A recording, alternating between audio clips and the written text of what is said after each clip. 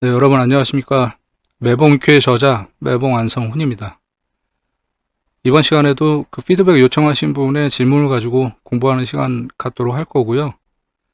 오늘부터는 그 유튜브에 댓글로 질문을 가끔가다 주시는 분들이 계시는데, 그동안에는 제가 그 질문 댓글에는 그 개인적으로 답글을 달아드리긴 했는데, 이번 영상부터는 다른 분들도 다 보실 수 있도록 질문 댓글을 영상으로 같이 만들어서 보여드리려고 합니다.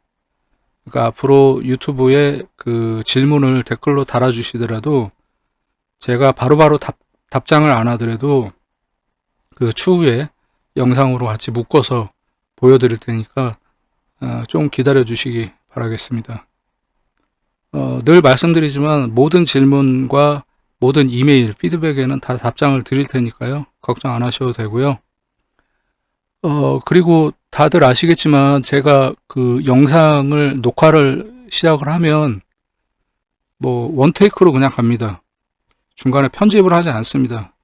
그래서 뭐 20분, 30분, 4, 50분 동안 그냥 원테이크로 제가 녹화를 하고 그냥 바로 올려드리는데, 중간중간에 제가 저기 뭐 기침 소리나 커피 마시는 소리가 좀 들리더라도 양해 부탁드리겠습니다.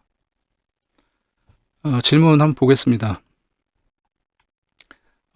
이분도 질문 많이 해주시고 공부 많이 하시는 선생님이신데, 질병은 인간의 삶 가까이 있지만 늘 두려운 존재이기도 합니다.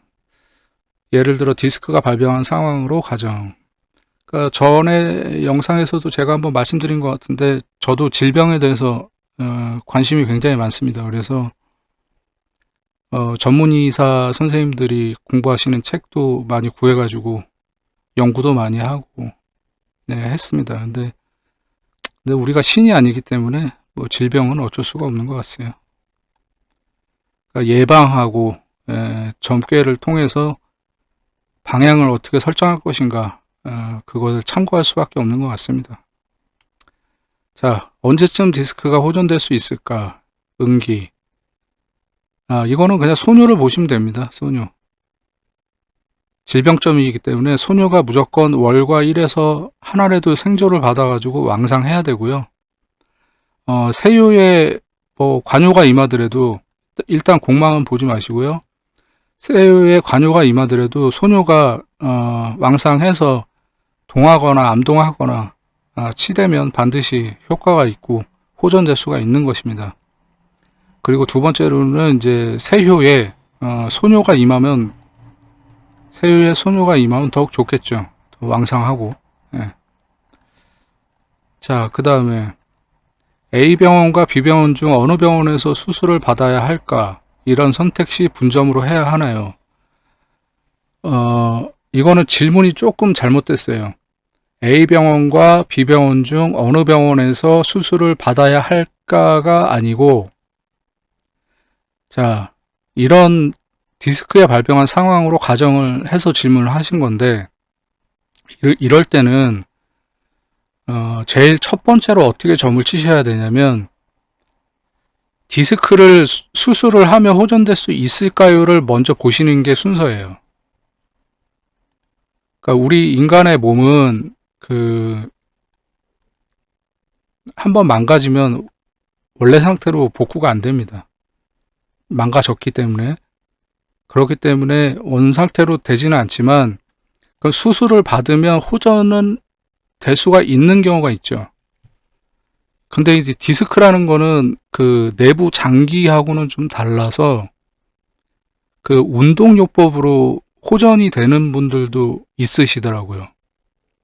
아주 안 좋은 경우에는 수술 받으시는 분도 계시고, 그런데 그 수술 받고 예후가 안 좋으신 분들도 계셔요. 그렇기 때문에 이렇게 디스크가 발병한 상황으로 가정을 한다면 첫 번째로 질문하실 점괘는 디스크를 수술을 하면 호전이 될 수 있을까요를 질문하시는 게 첫 번째예요. 그래서 좋다라고 나오면 그 다음에 두 번째로 질문하실 게 A병원에서 수술을 하면 호전될 수 있을까요?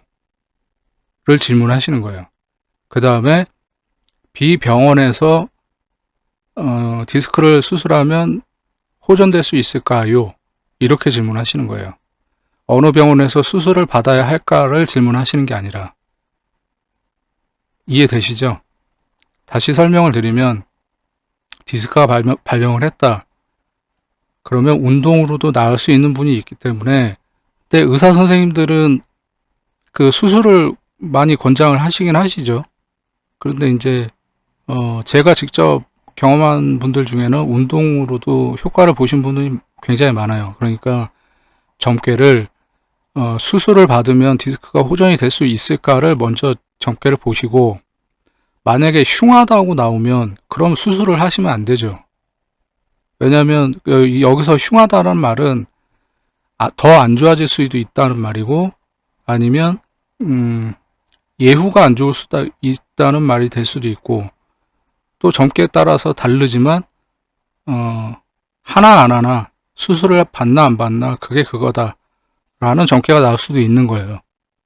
그러니까 첫 번째로는 수술을 하면 디스크가 호전될 수 있는가를 먼저 보세요. 그 다음에 점괘가 좋게 나오면 그때 A병원에서 수술을 받으면 호전될 수 있습니까? 그 다음에 B병원에서 수술을 받으면 호전될 수 있습니까? 이렇게 분점을 하시는 거예요. 근데 여기서 단서 조항은 A병원과 B병원을 질문하실 때 당연히 여기 가서 진료를 보셨어야죠. 진료를 보지 않은 상태에서 질문을 하시는 거는 무의미합니다. 점괘가 제대로 안 나와요. 그러니까 같은 질병을 가지고 여기서도 진료 받으시고 여기서 진료 많이 보시는 분들 있단 말이에요. 특히 이제 큰 질병 같은 경우. 그러면 그 각각의 병원 이름이 있잖아요. 그럼 그 병원에서 수술을 받으면 디스크가 호전이 되겠는가? 그러면 이 병원에서 수술을 받으면 호전될 수 있는가? 이렇게 각각을 분점을 하시면 됩니다. 그렇게 되면 이제 소녀를 보면 되는 거죠. 아까 말씀드렸듯이 소녀가 왕상하고 세유에 소녀가 임했든가, 아니면 소녀가 세유를 이렇게 때려준다든가, 이렇게 형효가 동해가지고 소녀를 화출한다든가, 이런 경우, 아니면 응효 소녀가 이렇게 세유를 때려준다든가, 이런 경우가 제일 좋은 경우가 되겠고요. 근데 지금 이 점괘 보시면 지금 부효가 지금 복신되어 있어요. 일부러 이 점괘를 제가 가져왔는데, 부효가 비신에 나와 있는 게 사실 좋지가 않습니다. 이 수술이나 질병점에선. 왜냐하면 비신에 부효가 나와 있으면 언젠가는 얘가 동해가지고 소녀를 때릴 준비를 하고 있어요. 동할 때가 됐든 암동을 하든 치댈 때가 됐든지 간에 어느 순간이 온단 말이에요. 그렇기 때문에 비신은 부효는 되도록이면 비신에 나와 있지 않고 복신되어 있는 것이 좋고, 만약에 부효가 비신에 하나 나와 있다면 이 점괘처럼 형효가 동해주는 게 좋습니다. 월하고 합되는 거는 신경 안 쓰셔도 돼요. 어차피 이달 지나면은 풀리는 거라. 부효가 비신에 나와 있으면 얘 언젠간 동한다고 그랬잖아요. 그러면은 형효를 생조하고, 형효가 소녀를 생조하고, 소녀가 나를 때려주기 때문에, 그래서 비신에 부효가 나와 있는 경우에는 이 점괘처럼 형효가 동해주는 것이 좋다. 근데 가장 좋은 거는 부효가 이렇게 복신되어 있는 것이 좋다. 이거는 호전될 수 있을까? A병원, B병원, A의사, B의사 다 마찬가지입니다. 질병점을 볼 때는 되도록이면은 부효는 복신되어 있는 것이 가장 좋다. 이 부효 자체가 소녀를 극하는 글자이기 때문에 그런 거는 다 아실 거라고 생각을 하고요. 네. 그 다음에 어느 병원 A의사와 B의사에게 수술 받는 것이 나을까? 이것도 분점하셔야죠. A의사에게 수술 받으면 디스크가 호전될 수 있습니까? 그 다음에 B의사에게 디스크 수술을 받으면 호전될 수 있습니까? 이렇게 질문하시는 거예요. 수술 받는 것이 나을까가 아니라 따로따로 나눠서 그때도 마찬가지로 이제 소뇨를 보시는 거고요. 그 다음에 A 의사는 실력이 괜찮나? 이거 응효를 보시면 됩니다. 응효가 월이나 일로부터 하나라도 생조받아서 왕상해야 되고요. 육친이 뭐가 임해도 상관이 없어요. 이때는 부효가 임해도 됩니다. 그냥 실력만을 보는 거기 때문에. 그러니까 어떤 선생님들은 그 의사를 그러니까 손으로 보시는 분들이 있어요. 그런데 여기서 질문이 그러니까 손은 약이 되는 거기 때문에 의사가 맞긴 맞아요. 그런데 이제 죄송합니다. 어느 병원 A 의사는 실력이 괜찮나를 물었잖아요. 그렇기 때문에 그냥 응유를 보시는 게 맞아요. 예. 그러면 다른 병원의 B 의사는 실력이 괜찮나를 또 볼 거 아니에요. 그리고 C 의사는 실력이 괜찮나. 뭐 여러 개의 의사를 놓고 본다면 그렇기 때문에 그냥 이때는 응요의 왕상함을 보시면 됩니다. 그리고 2, 3, 4번을 볼 때 월일의 왕상, 당연히 소녀가 왕상해야 되죠. 그리고 세효도 왕상하면 좋은데 왕상하지 않더라도 그거는 어쩔 수가 없어요. 현재 질병을 앓고 있다라는 증거이기 때문에 힘이 없어도 그건 상관은 없지만 소녀는 당연히 왕상해야 된다. 그 다음에 동변효는 아까 말씀드렸듯이 부효는 복싱되어 있는 것이 가장 이롭고 비신의 부효가 만약에 나타나 있다면 형효가 동하는 것이 가장 베스트다. 이렇게 말씀드릴 수 있어요.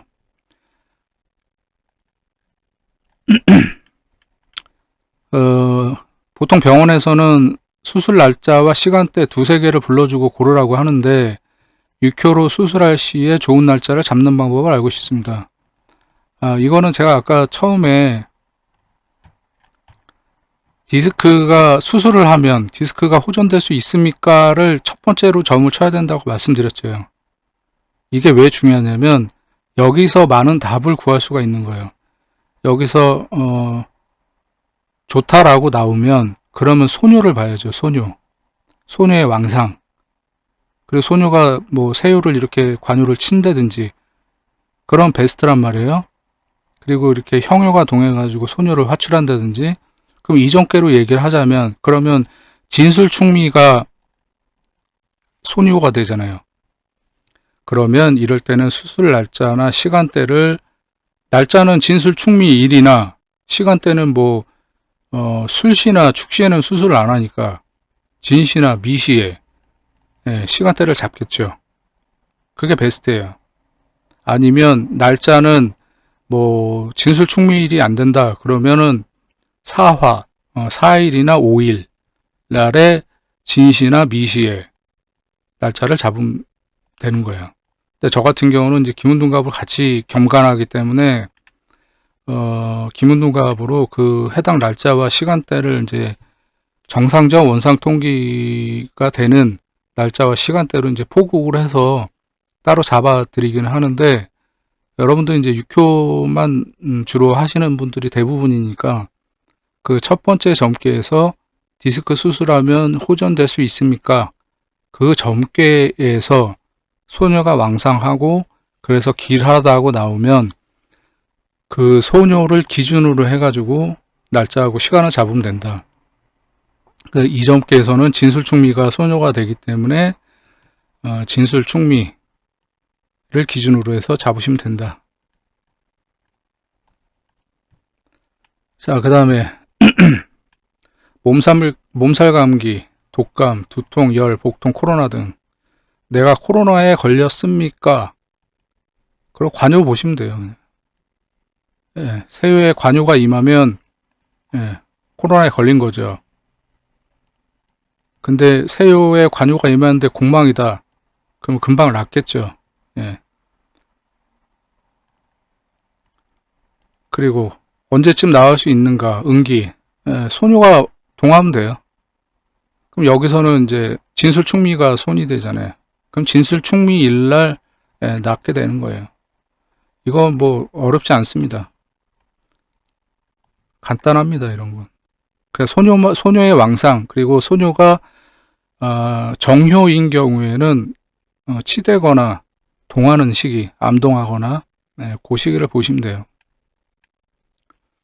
자, 사고 현장에서 또는 집에서 다쳐서 응급차 실려서 병원으로 가고 있는데 크게 다쳤는지 걱정 안 해도 될 정도인지 판단할 때도 알고 싶습니다. 이러셨는데, 이게 본인이 응급차에 실려가고 있는 상황을 말씀하신 건지, 아니면 다른 사람이 응급차에 실려가고 있는 상황을 말씀하시는 건지 모르겠지만, 글로만 봤을 때는 본인이 응급차에 실려가고 있는 상황을 말씀하시는 것 같아요. 그러니까 두 경우를 다 말씀을 드리자면, 본인이 만약에 다쳐서 응급차에 실려가는 상황이다. 그러면은 제가 지난 시간에 저기 누구야, 미용실 원장님이 제부가 그 췌장 때문에 난리가 나서 응급실에 있다고 그래가지고 말씀드렸던 점괘가 있어요. 그때 이제 자동차 운전해서 가신다고 그래가지고 제가 병원에 도착하면 전화하라고 제가 그렇게 말씀드리고, 도착해서 전화를 주셨는데 제가 조금 안정을 시킨 다음에 제가 대신 점을 쳐드렸어요. 그러니까 그때도 말씀드렸지만은, 그러니까 자동차나 기차, 오토바이, 뭐 자전거 이런 거에 뭐 탈 것에 의존해서 움직이고 있을 때, 그리고 걸어갈 때도 마찬가지예요. 제 손님들 중에서도 종종 이제 뭐 퇴근하시고 이제 걸어가면서 갑자기 전화해서 문점하시는 경우도 있어요. 그러면 제가 뭐 카페에 들어가시든지, 아니면 집에 도착하셔서 전화를 하시든지, 아니면 골목에 잠깐 서가지고 이렇게 다시 전화하시라고 제가 그러거든요. 그러니까 하여튼 움직이고 있을 때는 점을 안 보시는 게 좋습니다. 그런데 이 경우처럼 응급차에 본인이 만약에 다쳐서 실려가고 있다. 그러면 둘 중에 하나예요. 아주 크게 다쳐가지고 진짜 생사가 위태할 정도, 그게 아니면 생사가 걱정하지 않을 정도, 둘 중에 하나겠죠. 그러면 생사가 걱정될 정도이면 그때는 그냥 어플리케이션에 휴대폰 자동시간 잡계로 점치셔도 됩니다. 근데 생사가 위태할 정도가 아니라는 거는 본인이 판단할 수도 있을 거예요. 어디서 어떻게 다쳤는지는 모르겠지만,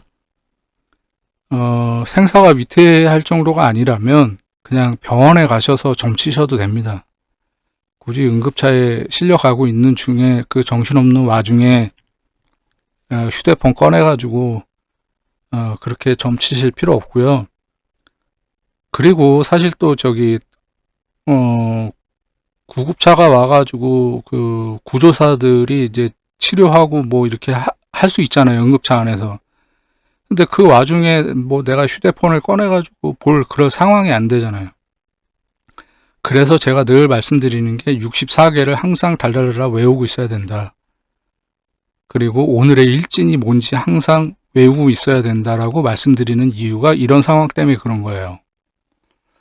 여러분이 만약에 심하게 다치거나 그래서 응급차에 진짜 이렇게 실려가는 상황이다. 근데 내가 진짜 생사가 걱정되는 상황이에요. 근데 점을 치고 싶어요. 근데 휴대폰을 꺼낼 수 있는 손이 만약에 다쳤어, 예를 들어서. 그럼 어떻게 보실 거예요?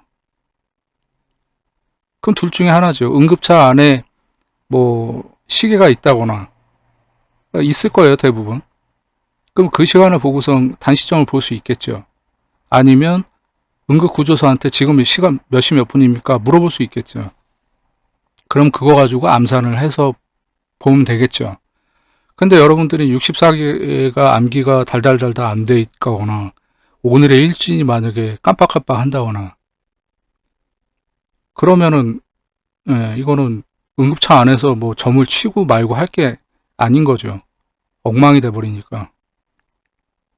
그러니까 평소에 64개 달달달달 암기하시고, 오늘이 몇 월 며칠 무슨 요일인지 대부분 다 아시잖아요. 그러면 점치는 분들이라면 오늘의 일진도 다 알고 계셔야 되는 거예요. 그리고 항상 반복 숙달이 되어 있어야지만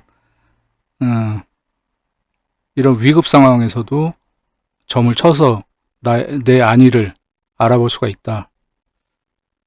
그리고 만약에 본인이 아닌 경우에 다른 사람이 이제 응급차에 실려가고 있는 경우를 물으신 거라면 그거는 그냥 점을 쳐봐도 됩니다. 그리고 그 해당되는 육친, 그 사람, 만약 질문한 사람이 있다면 그 질문자의 육친에 해당되는 그 비신을 보시면 되고, 아니면 내가 누군가가 걱정이 돼서 본다면 그 해당 육친을 보시면 되고, 응효를 봐야 될 상황이면 그냥 응효를 보시면 됩니다. 예. 자, 그럼 여기까지 답장을 다 해드렸고, 그 다음에 제이훈님이 질문 주신 건데, 이게 이제 오사카에서 온 손님 그 임신 관련된 질문이거든요. 이효 진토 소녀와 일진의 이마 진토를 참고하여 이란성 쌍둥이로 해단하셨는데, 예, 제가 요거를 보고 이란성 쌍둥이로 그때 말씀드렸어요.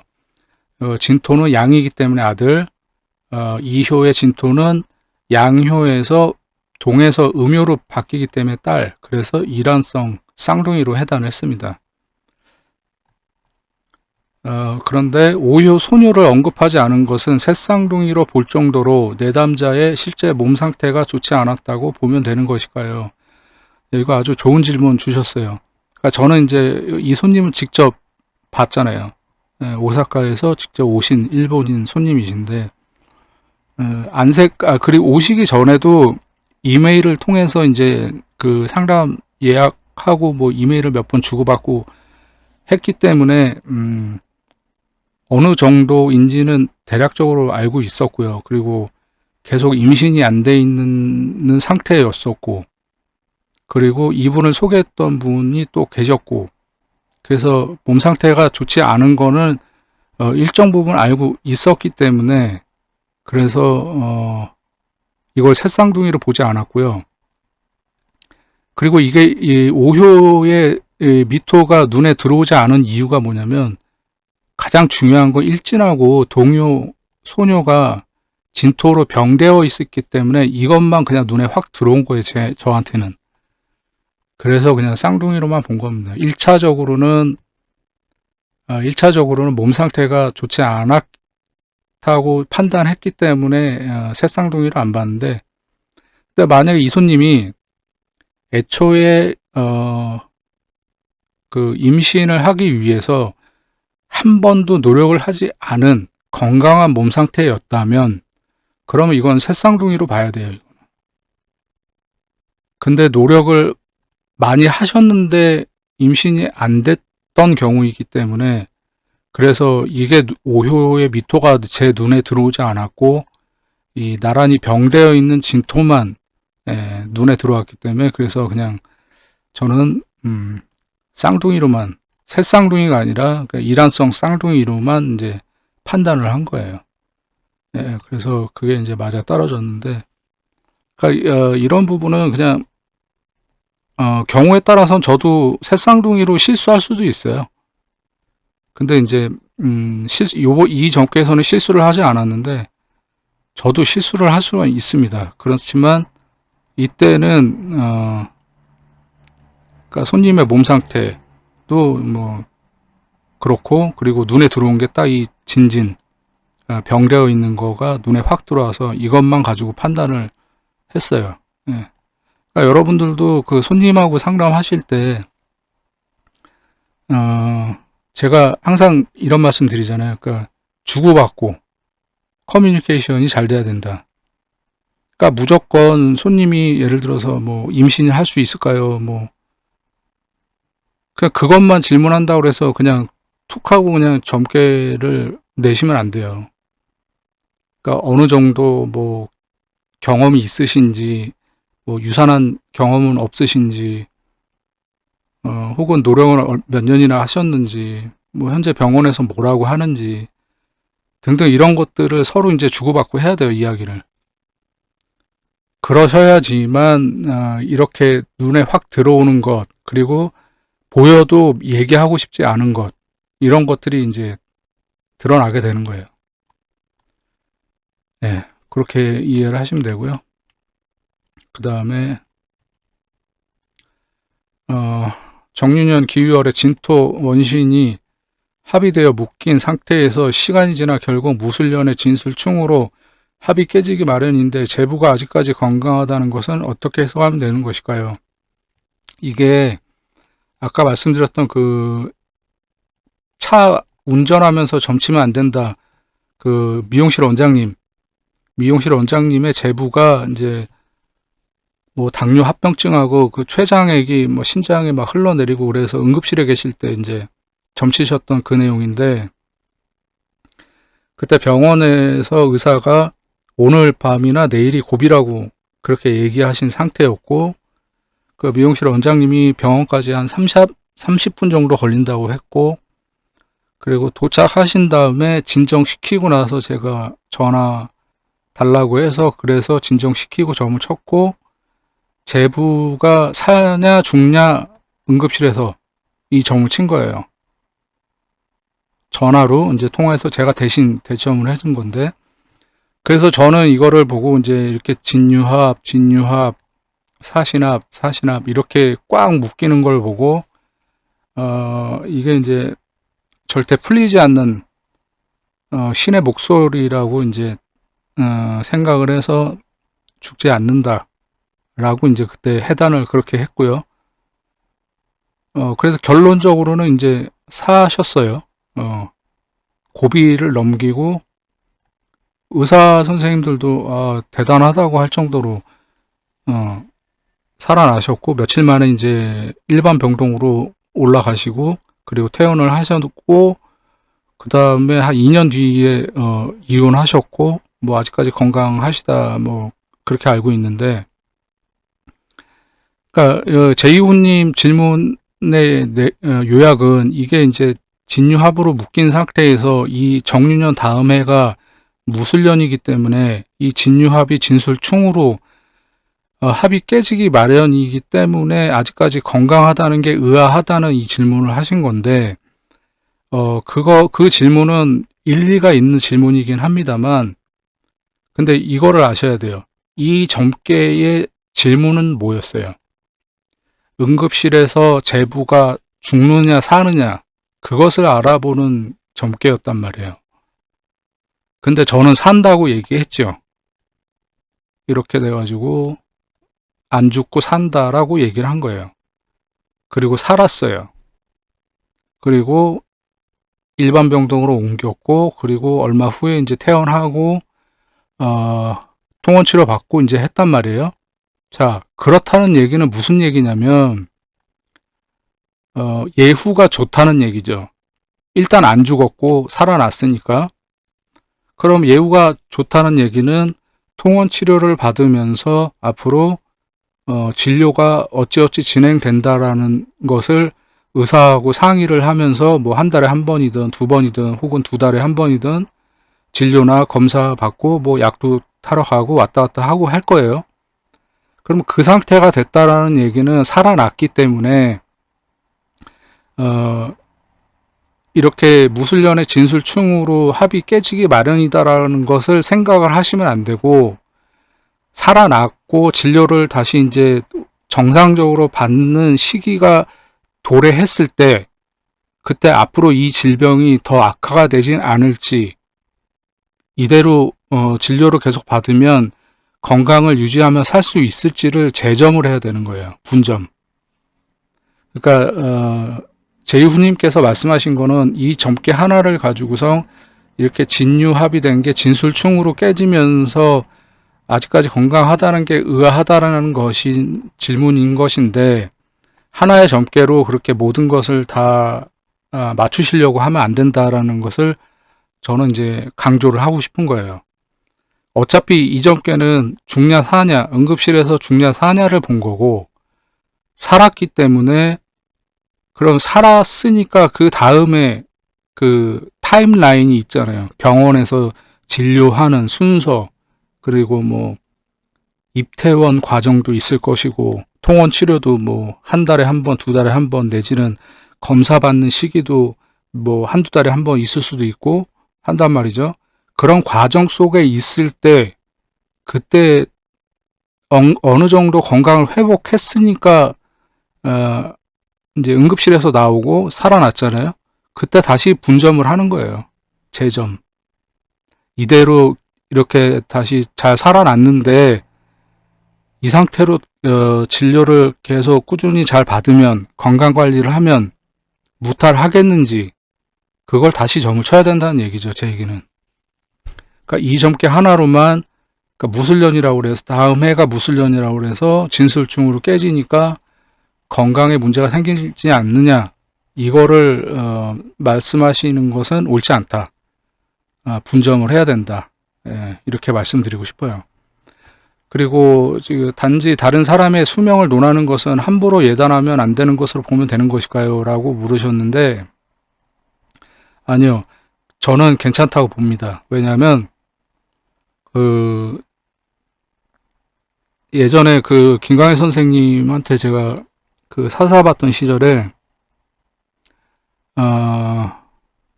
제가 한 가지 배운 게 있어요. 뭐냐면 사람이 죽고 사는 것은 하늘의 운명이지만 우리는 점을 치는 사람이란 말이에요. 점을 치는 사람이란 말이에요. 그럼 하늘의 얘기를 알아내서 손님한테 얘기를 해주는 사람인 거예요. 그렇기 때문에 다른 사람의 수명을 왜 논하는 것이 좋다라고 얘기를 하냐면 제가 김광일 선생님한테 배운 게 뭐냐면 이거예요. 예를 들어서 이 경우는 제부에 대해서 죽냐 사느냐를 물었지만 만약에 이 점괘가 아버지나 어머니나 내 부모나 형제가 만약에 질병이나 뭐 사고로 응급실에 있다고 가정을 하자고요. 그러면 죽냐 사냐를 점을 쳤어요. 그러면은 만약에 점괘에서 오늘 밤을 못 넘긴다 라는 점괘가 나왔단 말이에요. 가령 예를 들자면 그러면 어떻게 해야 될까요? 근데 김광일 선생님이 그때 뭐라고 하셨냐면 그거를 바로 똑바로 얘기를 해줘야 그래야지 가족들이 1시간이라도 더 빨리 모여서 돌아가시기 전에 고인하고 인사를 할 수 있는 그 시간을 만들어줘야 된다고 말씀을 하신 거예요. 저는 그 말씀에 적극 동의를 해요. 그리고 지금도 그렇게 하고 있고 그리고 이거는 부차적인 건데 그러니까 저의 개인적인 생각을 좀 첨언해서 말씀드리자면 요즘에는 지방에서 도시로 올라와서 생활하는 젊은 사람들이 많단 말이에요. 그럼 만약에 반대로 뭐 제 네이버 블로그에도 그런 점괘가 많이 있긴 합니다만 어떤 직장인 여성이 시골에 계신 뭐 아버지께서 갑자기 위독하셔가지고 응급실에 계시다고 연락을 받았대요. 가령 예를 들자고요. 그래서 저한테 문점을 했어요. 아버지가 금방 돌아가실까요? 근데 제가 점괘를 보니까 안 돌아가시는 점괘가 나왔어요. 그러면 서울에서 직장을 다니고 있고 다들 서울에서 바쁘게들 다들 지내잖아요. 물론 이제 부모님이 위독하시다고 얘기하고 서울에서 뭐 직장에다 얘기하면 뭐 가라고 하지 뭐 안 하겠어요. 근데 제가 하고 싶은 얘기는 그 얘기가 아니라 안 돌아가신다고 나오면 그럼 굳이 오늘 안 가도 이번 주말에 가도 된다 이거예요. 그렇게 넓은 차원에서 보고 얘기를 해줘야 된다라는 생각인 거죠, 저는. 그렇기 때문에 근데 어떤 역술인들은 다른 사람의 수명을 절대 함부로 논하면 안 된다 뭐 이렇게 얘기하시는 분들도 계신데 그거는 그분의 생각이니까 뭐 그분이 알아서 하시면 될 일이고 뭐 그분의 생각을 존중을 합니다만 저 같은 경우는 수명점을 누군가 물었다면 그것은 다른 점에 비해서 더 사실적으로 정확하게 점괘를 보고 알려줘야 된다고 저는 생각을 하는 거예요. 만약에 뭐 저기 형제 자매들이 다 서울에 나와서 생활하고 있고 뭐 부친이나 모친이 시골에서 위중하다고 연락을 받았는데 만약에 오늘 밤을 만약에 못 넘긴다라는 점괘가 나왔다면 그러면 지금 당장 내려가라고 형제들 뭐 식구들 당장 빨리 내려가라고 이게 알려줘야 되지 않겠어요? 저는 그런 생각을 갖고 있습니다. 저는 김광현 선생님한테 그렇게 배워서 그게 옳다고 생각을 하고 그리고 좀 전에 말씀드렸듯이 부차적으로는 그 반대인 경우 당장 안 돌아가신다는 점괘가 나오면 그러면 좀 유연하게 서울에 있는 자식이 물론 이제 걱정은 되겠지만 당장 돌아가시는 점괘는 아니니까 이번 주말에 가도 괜찮다 혹은 내일이나 모레 뭐 연차를 뭐 여유 있게 회사에 갑자기 얘기하는 것보단 하루 이틀 시간을 두고 여유 있게 연차를 내서 내려가도 문제 없다 이렇게 얘기해 줄 수 있다는 거죠. 그래서 다른 사람의 수명을 논하는 것도 저는 여러분이 열심히 공부하셔서 그렇게 정확하게 볼 수 있을 정도가 된다면 그건 예단이라고 하기보다는 뭐 정확하게 판단을 하셔야 돼요. 수명을 논하는 것은 그러니까 정확히 판단을 해서 괜찮다 혹은 뭐 위험하니까 당장 내려가라. 제가 예전에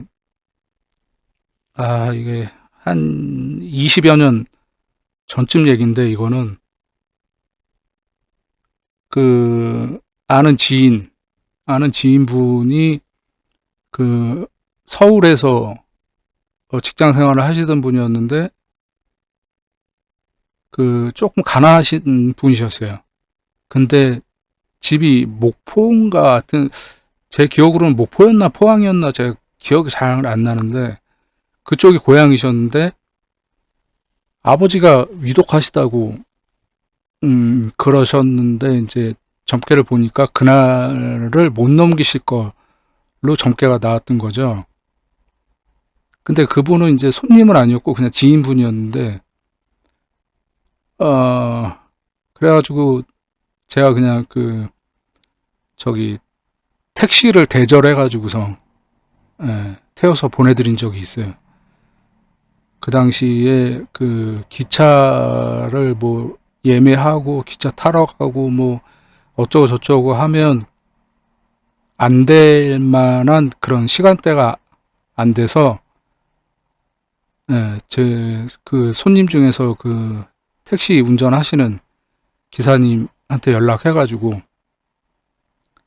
그 택시를 아예 대절을 해가지고 제가 택시비도 그냥 내드리긴 나중에 돌려주시긴 했는데 그런 적이 있었어요 한 번.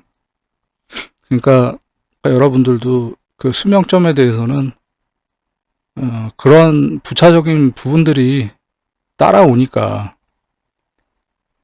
뭐 옛날처럼 뭐 아주 대가족이 한 집에서 다 사는 시대가 아니잖아요 지금은. 그러니까 좀 유연하게 좀 볼 필요도 있고 그리고 또 정확하게 봐서 모든 가족들이 고인하고 인사는 할 수 있도록 그렇게 해주는 것이 좋지 않겠나.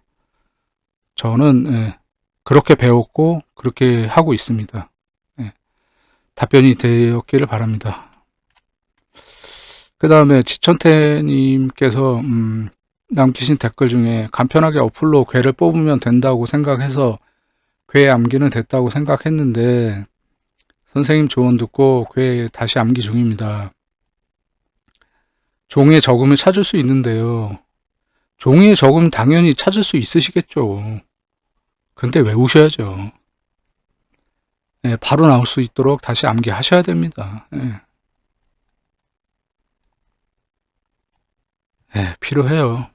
언제 어느 순간에든지 바로바로 괴가 나올 수 있도록 암기하셔야 돼요. 그 다음에 봄바람님, 이 얘기를 하기 전에, 자, 만약에,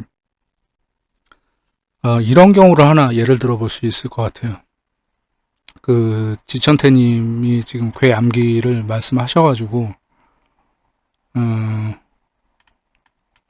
만약에, 이건 만약입니다. 봄바람님이 자기가 봄바람님이라고 얘기를 안 하고, 가령 예를 들어서 저한테 이제 문점을 했다고 가정을 하자고요. 뭐 시골에 땅이 조금 있는데 그거를 매도하려고 하는데 언제 매도가 될까요? 를 저한테 많이 문점을 하셨어요. 근데 지난 몇 번의 영상에서 제가 여러분들한테, 저는 뭐 제 책에 그 서문에도 나와 있습니다만, 저는 작게를 해서 듣게를 하면 답을 얘기하는데 1초도 안 걸린다고 여러분한테 몇 번 말씀드렸어요. 그런데 봄바람님이 본인인 것을 뭐 말씀 안 하시고 저한테 뭐 문점을 했다고 가정을 해요. 그런데 제가 만약에 그래요, 땅 매매가 언제 되는지 봅시다, 그리고 점괘를 냈어요. 그리고서 만약에 이 수천수 개가 나왔다고 가정을 합시다. 그러면서 제가 이제 수천수 개가 나왔네. 그러면 양, 양, 그 수천수면은 새가 어디지? 그럼 여기가 새구나.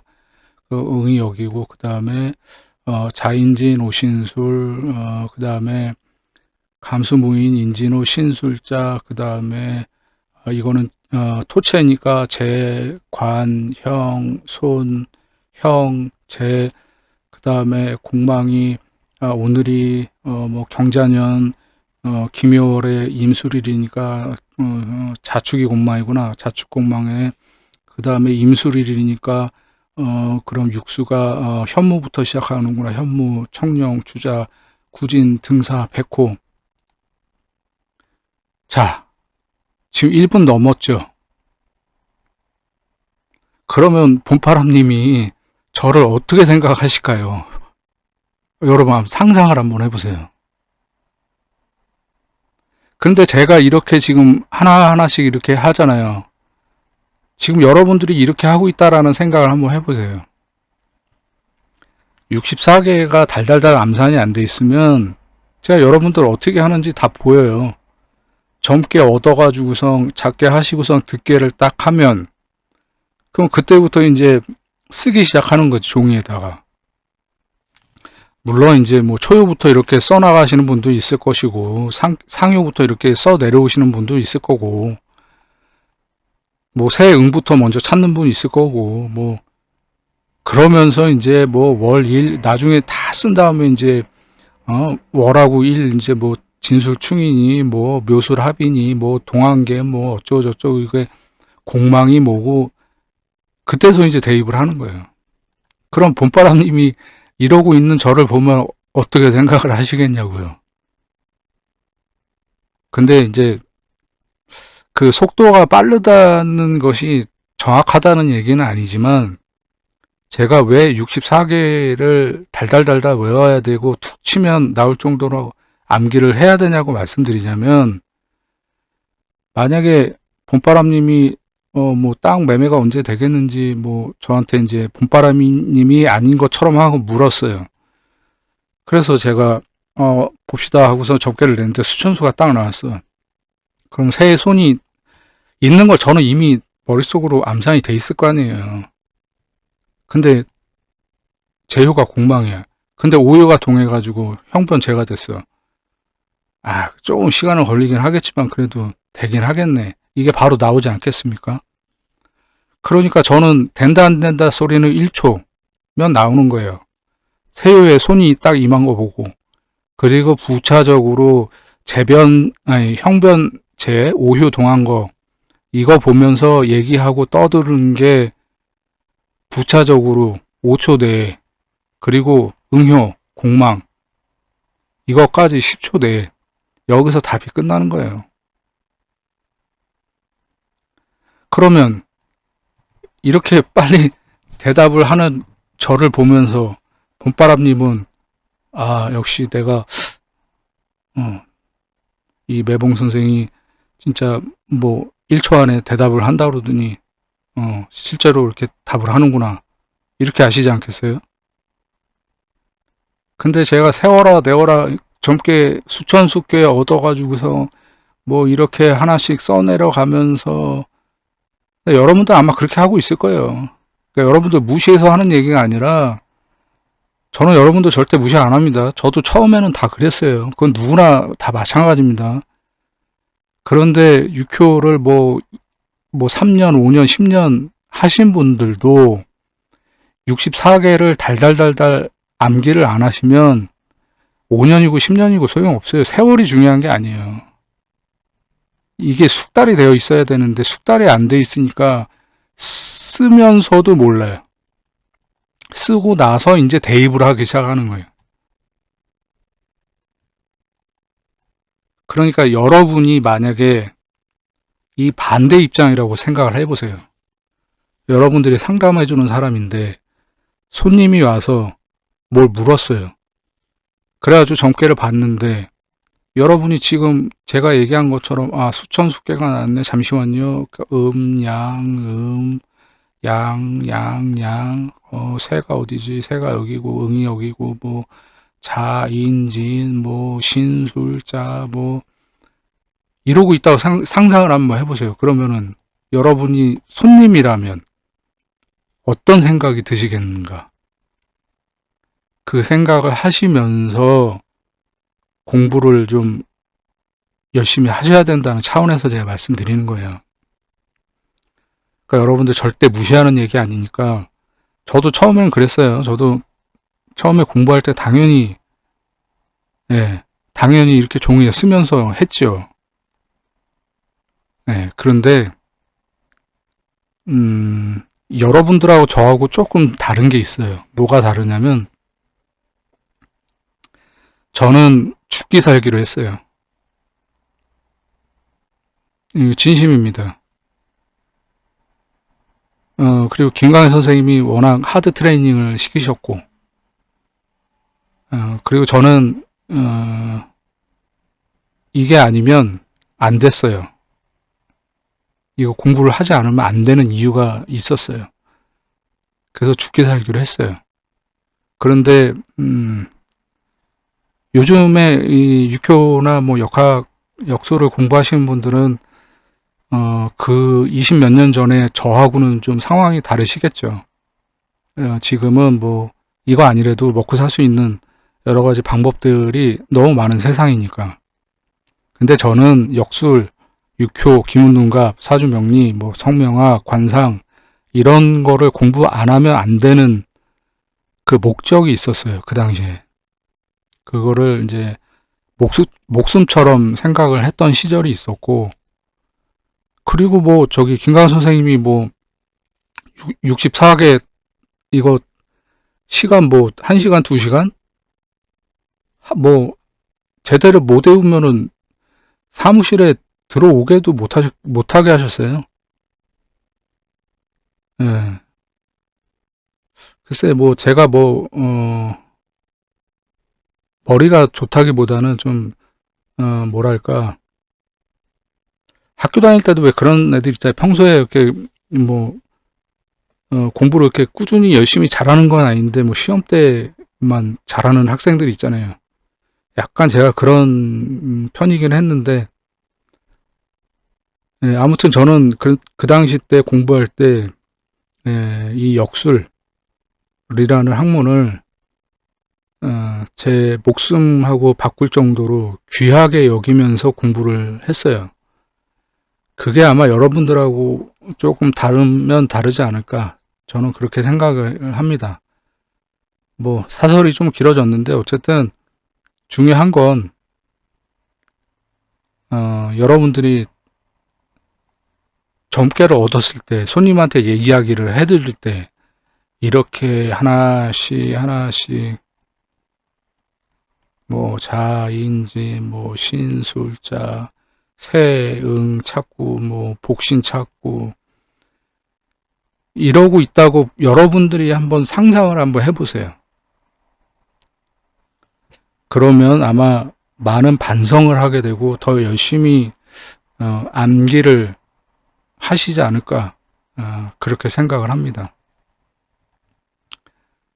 예, 요번 질문이 봄바람님 질문이라서 봄바람님을 그냥 예를 들었습니다.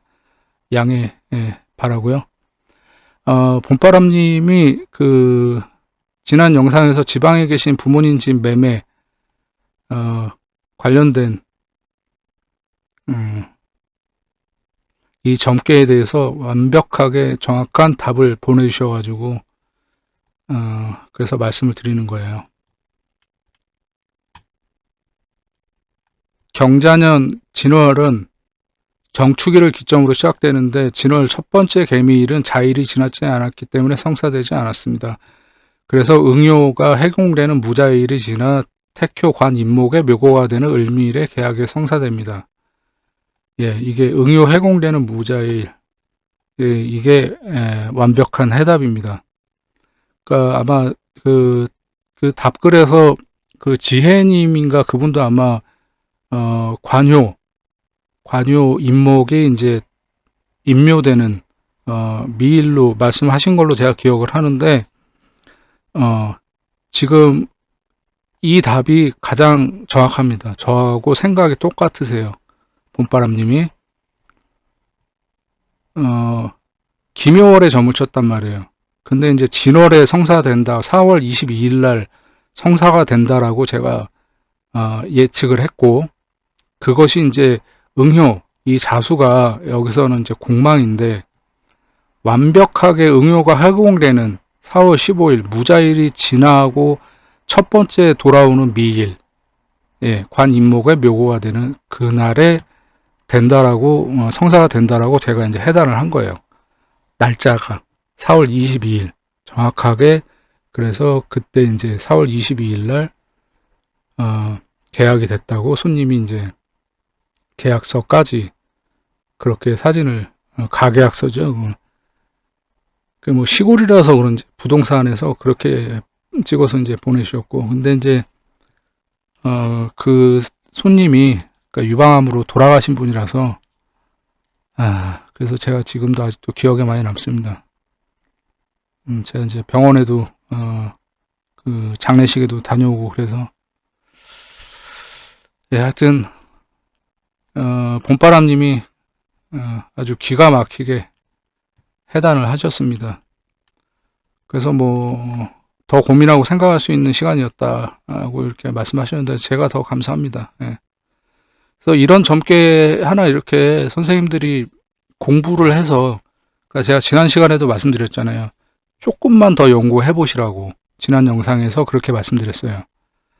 조금만 더 연구해 보시고 말씀하시면 제가 답을 드리겠다고 했는데 뭐 이거는 완벽하게 답을 말씀하셔가지고 제가 더 감사합니다. 그러니까 여러분들도 이렇게 뭐 하나 딱 맞추시면 굉장히 그 짜릿한 그런 느낌이 있을 거예요. 앞으로도 종종 제가 한번 숙제를 한번 내보도록 하겠습니다. 그 다음에 마지막으로 지혜님께서 댓글 남겨주신 것 중에 점을 정성스럽게 치지 않으면 맞지 않는다. 서필성심. 다시금 생각합니다. 이렇게 말씀하셨는데 가장 중요합니다. 서필성심. 그 어떤 분들은 뭐 종종 이런 말들을 해요. 그러니까 그 신이 있다면 내가 뭐 어떤 자세로 점을 치든, 뭐 누워서 점을 치든, 뭐 화장실에 앉아서 점을 치든, 걸어가면서 점을 치든, 혹은 뭐 자동차를 운전하면서 점을 치든 상관없이 다 맞아야 되는 거 아니냐. 그것도 일견 뭐 맞는 말일 수 있습니다. 틀린 말은 아닙니다. 근데 저하고는 이제 좀 생각이 다른 이야기인데, 그러니까 이렇게 생각을 하시면 돼요. 제가 그 육효의 신, 우주의 신과 교감하는 학문이라고 했어요. 육효는 그 신과 교감을 하는 거예요, 우리가. 그 점괘 도구를 통해서. 그래서 점괘를 득괘를 하면 그것을 신의 소리라고 생각을 하고 그 신의 소리를 글자를 통해서 우리가 해석을 하는 거란 말이에요. 자, 그러면 이렇게 생각을 해보세요. 제가 점을 치는데 신하고 소통을 하는 거예요. 그런데 화장실에 앉아가지고 신하고 소통을 하면 좋아할까요? 그리고 제가 예를 들어서 오늘 양치도 안 왔어요. 아침에 일어나서. 그리고 씻지도 않고 냄새 풀풀 풍기고, 그리고 뭐 사무실에서 뭐 저는 담배를 안 핍니다만 끊었습니다만 뭐 담배 피우면서 지저분해가지고 그럼 좋아하겠습니까, 신이? 여러분이라면 어떠세요? 그리고 뭐 옷도 제대로 갖춰 입지도 않고 그냥 반바지 차림에 양말도 신지 않고 그렇게 막 점을 친다고 상상을 한번 해보세요. 그러면 여러분이 만약에 신이라면 어느 쪽을 선택하시겠어요? 그러니까 올바르게 뭐 의관정제까지는 아니라고 하더라도 아침에 일어나서 양치하고 목욕제개하고 옷도 좀 깨끗하게 입고 양말도 신고 그래도 뭐 실내라고 하더라도 실내화라도 신고 이렇게 깔끔하게 하고선 정성스럽게 점치는 사람한테 좋은 점괘를 내주시겠어요? 아니면 그냥 자다가 잠결에 깨가지고선 씻지도 않고 양치도 안 하고 손도 씻지도 않은 상태에서 그냥 자동잡개로 그냥 대충 그냥 점치는 사람한테 좋은 점괘를 주시겠어요? 이 부분을 생각해 보시라는 거예요, 제 얘기는.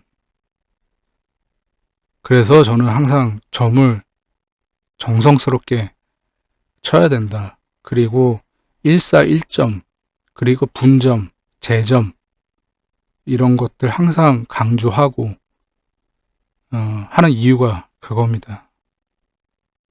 서필성심 하셔야 돼요. 네. 육효가 뭐 잘 안 맞는다, 뭐 어렵다, 뭐 이렇게 하시는 분들이 있어요. 그런데 제가 이렇게 유심히 보면 여러분들이 공부를 제대로 안 해서 그런 게 아니에요. 그건 아니고 64개가 제대로 암기가 안 되어 있는 게 첫 번째 이유고요.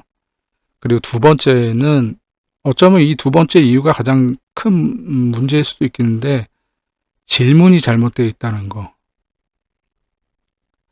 제대로 질문을 하지 않았다라는 거. 네. 앞서서 맨 처음에 제가 말씀드렸던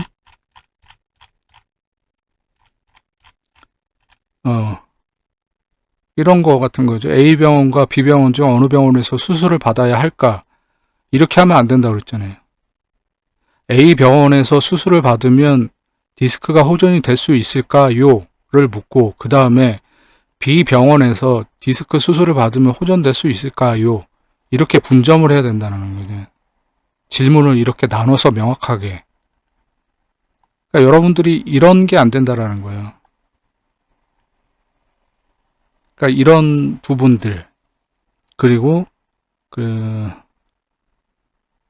그리고 정성스럽지 않게 그냥 뭐 대충 그냥 자동잡게 그리고 제가 지난번에도 한번 언급한 것 같은데 어플리케이션에서 뭐 척전법 눌러가지고 단위 난수 발생 뭐 일괄 난수 발생 뭐 이런 거 이렇게만 점치시는 분들 되게 많으실걸요.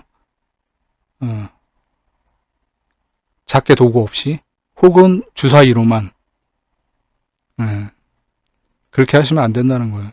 경우에 따라서는 제가 지난 시간에도 제 그 점치는 도구들 제 영상으로 보여드렸잖아요.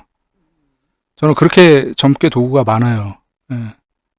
제 성격일 수도 있는데 저는 뭐 제 자동차, 그리고 사무실, 그리고 뭐 출장 상담을 이제 갈 때 싸갖고 다니는 가방, 이렇게 이제 분리가 돼 있어요.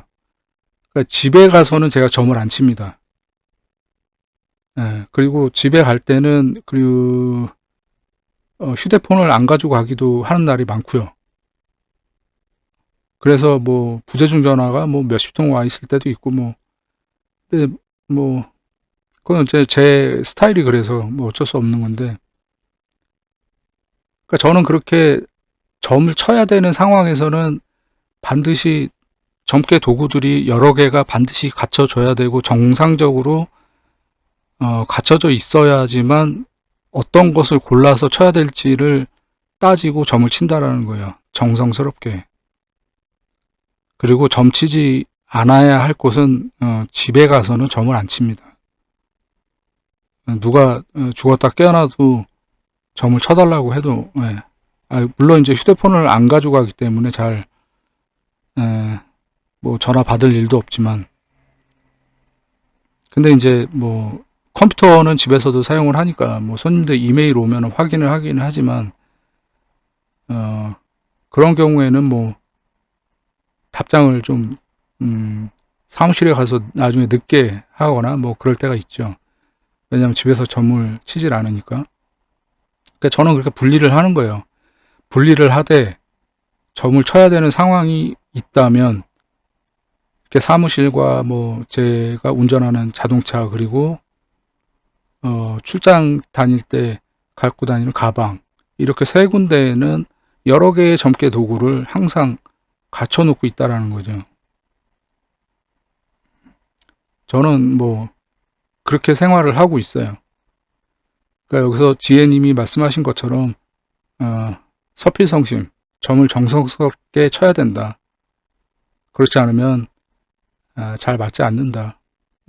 이 부분을 다시 한번 언급을 해드리고 싶었습니다. 네, 오늘은 좀 이렇게 사설이 좀 길었네요. 네, 근데 뭐 사설이 길었어도 다 중요한 이야기들이어서 그래서 오늘 영상에서는 뭐 말씀드릴 거는 다 말씀드린 것 같습니다. 아무튼 제일 강조 드리고 싶은 거, 뭐 또 강조해도 지나치지 않은 것은 64개를 달달달달 외우셔야 된다. 그리고 언제 어디서든 점을 칠 수 있도록 오늘의 일진이 무엇인지 항상 기억하고 계셔야 된다라는 거. 예, 그거 잘 알고 계셨으면 좋겠습니다. 그리고 앞으로 아까도 초반에 언급해드렸지만, 앞으로 그 유튜브에 질문하는 댓글은 제가 따로 답글 안 드려드리고 영상으로 이렇게 대신해서 드릴 테니까 그렇게 아시고 답글이 없더라도 좀 기다려 주시기 바라겠습니다. 1시간이 넘었네요. 예. 1시간 동안 공부하시느라고 고생들 하셨고요. 오늘 영상은 그럼 이쯤에서 마무리하도록 하겠습니다. 예, 오늘도 고생하셨습니다. 저는 무불도였습니다. 감사합니다.